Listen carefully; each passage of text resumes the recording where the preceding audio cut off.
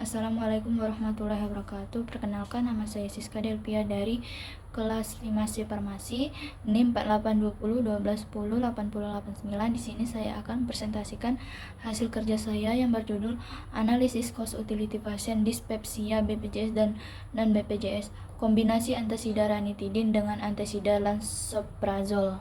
Baik, langsung saja ke materi. Yang pertama yaitu apa itu farmakoekonomi. Farmakoekonomi adalah studi yang mengukur dan membandingkan antara biaya dan hasil atau konsekuensi dari suatu pengobatan. Tujuannya yaitu untuk mengoptimalkan sumber daya kesehatan sehingga biaya yang dikeluarkan dapat ditekan seminimal mungkin, namun tetap bisa memberikan manfaat terapi semaksimal mungkin.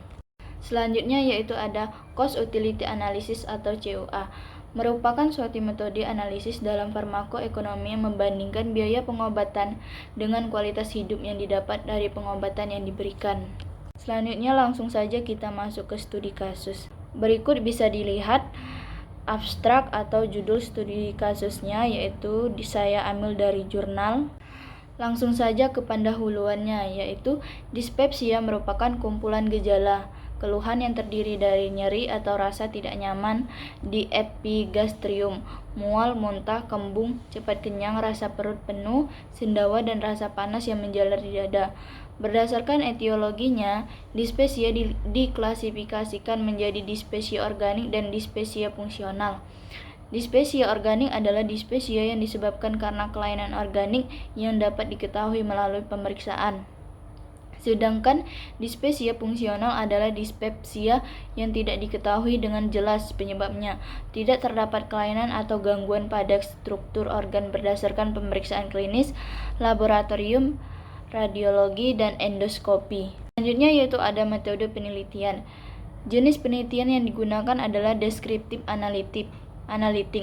Variabel penelitian ini terdiri dari variabel fast dan variabel valuation untuk mengukur utilitas, di mana kedua variabel tersebut diperoleh dari kuesioner EQ 5D 5L yang merupakan pengukuran kualitas hidup pasien. EQ 5D atau EUROQOL adalah suatu instrumen generik untuk mengukur kualitas hidup terkait kesehatan yang sendiri oleh penyelesaian dirancang untuk responden. Selanjutnya itu ada hasil penelitian.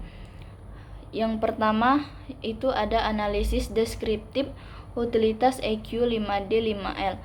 Kepuasan atau kualitas hidup yang diperoleh dari suatu intervensi kesehatan diperoleh melalui kuesioner EQ 5D 5L pada responden. Berikut ada tabel 1 yaitu rata-rata data nilai utilitas dan fast responden, bisa dilihat di slide. Selanjutnya tabel 2 ada uji beda perbandingan utilitas pada keempat kelompok pasien, bisa dilihat. Selanjutnya ada tabel 3 yaitu biaya pengobatan pasien dispepsia, bisa dilihat biaya-biayanya. Selanjutnya ada analisis utilitas biaya, hubungan kemanfaatan dan biaya penggunaan kombinasi obat dengan zat aktif antasida dan ranitidin dengan antasida lansoprazol pada pasien BPJS dan non-BPJS dengan keluhan dispepsia dihitung berdasarkan biaya langsung total, biaya obat dengan periode kunjungan kembali setiap bulannya, pertambahan usia pasien atau life expectancy, dan kemanfaatan atau utility. Cost Utility Analysis atau CUA adalah biaya yang digunakan atas manfaat yang diperoleh.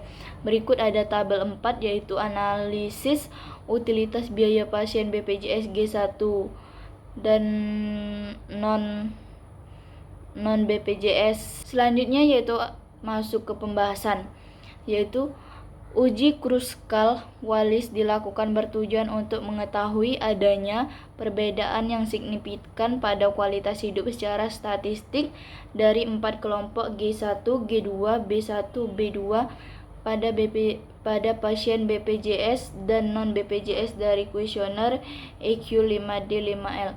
Diketahui ada perbedaan yang bermakna terdapat pada 4 domain, yaitu kemampuan berjalan, perawatan diri, kegiatan yang biasa dilakukan, dan rasa nyeri. Dari tabel 1 dapat dilihat bahwa responden dari keempat kelompok memiliki kualitas hidup yang sangat baik. dan cukup baik setelah pengobatan yang diberikan. Tetapi diketahui dari segi kunjungan berulang dan periode kunjungan kembali dalam 1 bulan, pasien BPJS memiliki frekuensi lebih tinggi daripada pasien non-BPJS. Hal ini disebabkan karena adanya kebijakan untuk membatasi biaya pengobatan sesuai kapasitas yang telah ditetapkan oleh sarana dalam sekali kedatangan untuk berobat, dan itu berlaku pada pasien BPJS. Oleh karena itu, adanya pembatasan pemberian jumlah perbedaan regimen atau jumlah obat yang berdampak pada efektivitas terapi kombinasi obat yang diberikan pada pasien BPJS sehingga lebih pendek dibanding dengan pasien non-BPJS. Pasien BPJS cenderung bolak-balik untuk berobat kembali dengan keluhan yang sama.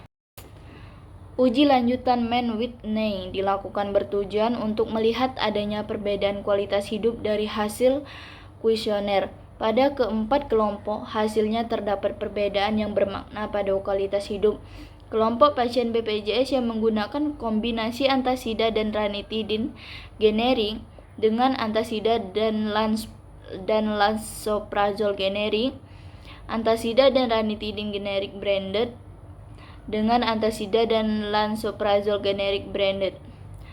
Adanya perbedaan kualitas hidup pada keempat kelompok ditandai dengan perbedaan nilai utilitas dan biaya pengobatan yang dihasilkan pada pasien BPJS dengan menggunakan obat generik dan pasien non-BPJS dengan obat brand generik.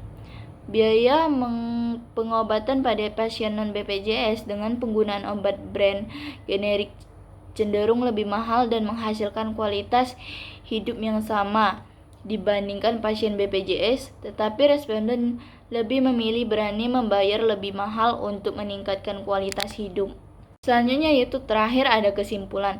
Kesimpulan dari materi yang telah saya sampaikan tadi yaitu terdapat perbedaan kualitas hidup dari penggunaan obat generik dan generik bermerek pada pasien dispepsia yang berkunjung ke klinik tersebut dengan asuransi BPJS dan non-BPJS. Analisis utilitas biaya yang diperoleh dari nilai RIUB pada pasien non-BPJS dengan penggunaan obat generik bermerek lebih besar dibanding dengan pasien BPJS. Hal itu sebanding dengan nilai kualitas dan harapan hidup lebih tinggi. Baiklah, itu saja presentasi dari saya. Saya akhiri, wabila taufik walhidayah. Wassalamualaikum warahmatullahi wabarakatuh.